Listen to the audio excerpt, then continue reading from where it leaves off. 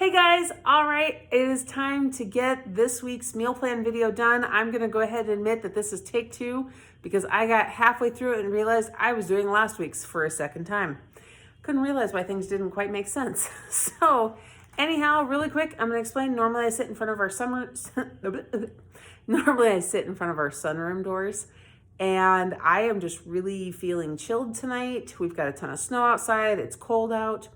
And there's just enough draft that comes from that door that I decided to sit over by this wall instead, which has my son's timeline for school and one of my favorite pictures I love to keep in our dining room right there. It's got the mason jar with the best memories are made gathered around the table.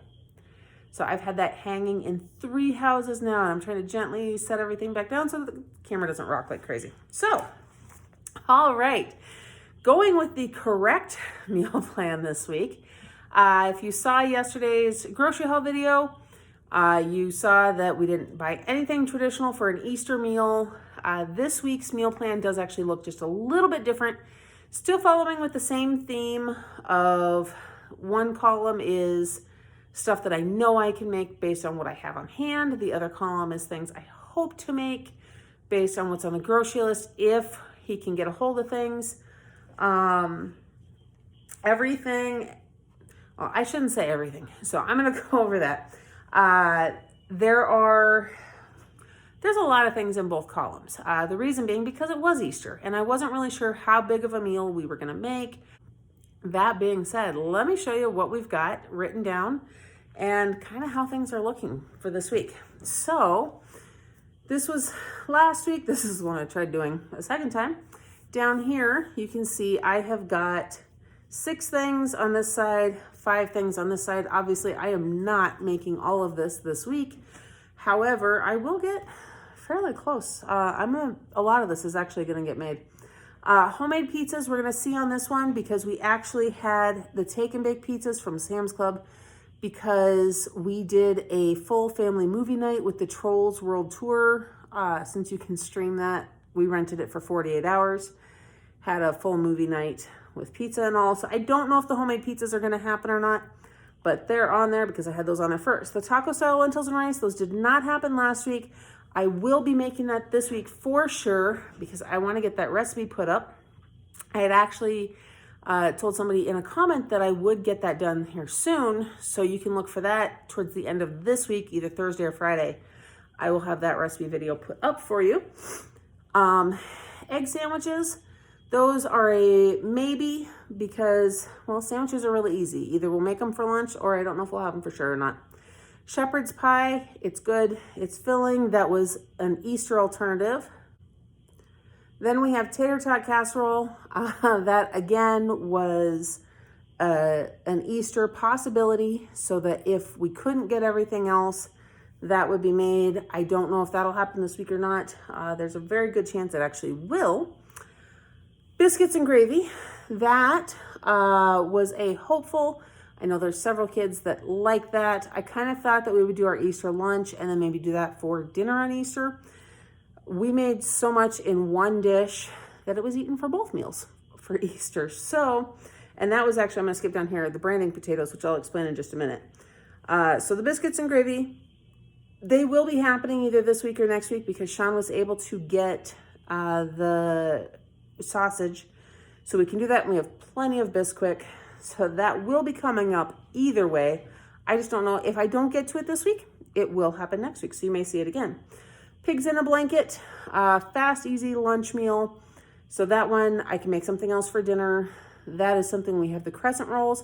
I didn't know if we were going to get the hot dogs or not though, because we were out. Sean did manage to get those, so we'll go from there. PW chicken dish, Pioneer Woman. Guys, I've really actually missed using my recipe books and some of that stuff. This time is just kind of tough, you know, trying to write meal plans based on what we have on hand rather than what we can get. And I realized how much I miss that. So I might try to write at least one recipe down a week or every other week, we'll see, where I go out of the cookbooks and that. So I don't know which chicken dish. It was based on whether or not we could get the chicken. He couldn't get the chicken on the first day. He went back the next day. He did manage to get a package of chicken. And then it accidentally got thrown in the freezer instead of the fridge. So I'm gonna have to thaw it. So again, that one may go on to next week, but I have the chicken now. So it was written on there as a hopeful. We'll see. The BLTs were written on there. A couple of the kids had requested those, and that was based on whether or not he could get bacon. He did. We actually had those tonight for supper, so that's why that is crossed off. Now back to these branding potatoes. I know a lot of people look at me funny when I say that. There's a handful of people who totally get it. There is a potato hash brown casserole dish that is super common in the Midwest. We have always called them branding potatoes because I grew up on a ranch, which means every spring we had branding time. My family's go-to branding food was Swiss steak with this potato casserole. And therefore it was dubbed branding potatoes because it was the one time of year we were guaranteed to get them. Loved them growing up. So it's kind of one of those traditions that have gone on since my parents don't have the ranch anymore. And even for the last several years that they did have it, there weren't any cattle anymore. Branding wasn't a thing. So it kind of transitioned into a holiday food, which I don't know, it's kind of fun. You know, my siblings that come back from other states and everything, it's one food that absolutely everybody seems to look forward to. So we've passed that on to our kids. They really love it. The recipe itself actually calls for 2 pounds of frozen hash browns. And I had Sean pick up the bag of Ore-Ida frozen hash browns from Sam's Club, which it was written on the hopeful column because we needed those hash browns. He was able to get them, which was awesome. However, coming from Sam's Club, it's a bulk bag, means that there were 6 pounds of those hash browns. I didn't feel like dividing it down, so instead what I did is I tripled the recipe. I thought, 9 people in our family, everybody can and will eat it. There you go. So we actually had it for lunch and dinner for Easter. And like a single helping's worth was left over was it. No, let me take that back. There was a single helping's worth left over from what we cooked. Now we used one of the big, like commercial steam table pans that I showed in the meal pan, in the grocery haul. Guys, I can't talk straight tonight. And we used that. There was just enough to fit in a 9x9 glass dish. So I've actually got that in the fridge. I'm going to cook that later this week to go as a side to a different meal. So we'll have it yet again. But that's how much it made. And like I said, it fed, that was dinner. Because in that, for anybody who's curious, actually I should have done a recipe video on it. But it is shredded hash browns. There's cream of chicken, shredded cheese, sour cream, onion, pepper, and butter. And then you top it with, it's supposed to be cornflakes with melted butter mixed and coated on the top. Since I can't eat corn, I actually crush up rice checks and do that. It cooks a little differently, but you can still get it to crisp up. You just have to watch your butter ratios because it really easily gets to be too much butter. It doesn't coat quite the same as the cornflakes, but there you do. And then you bake it.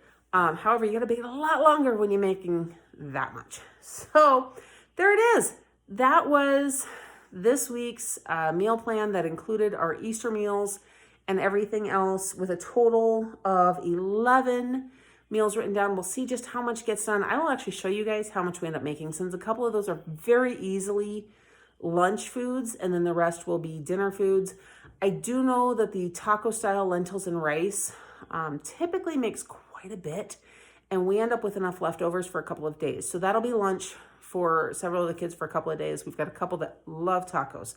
No problem with that. So we'll go from there. That is it though. So I do not have anything started for next week just yet. Obviously, I get a little thrown off with the holiday if I tried repeating last week's and everything else, and trying to get into the swing of this new grocery haul, meal plan balance, and making it all work. With the rising costs and everything else, I'm really trying to figure out how to trim things down without just completely depleting what we have here. I'd rather just, like I said, be rotating rather than depleting. So we'll figure it all out. Anyhow, I would love to hear what you guys are eating this week. Feel free to leave that in the comment section down below. If you have been inspired by anything that we tend to have on the regular or any of my recipe videos, I would love to hear that too. In the meantime, I hope that you are having a blessed day. Don't forget to like this video, subscribe to my channel, and hit that notification bell so you don't miss everything coming up next. And I'll see you in the next one.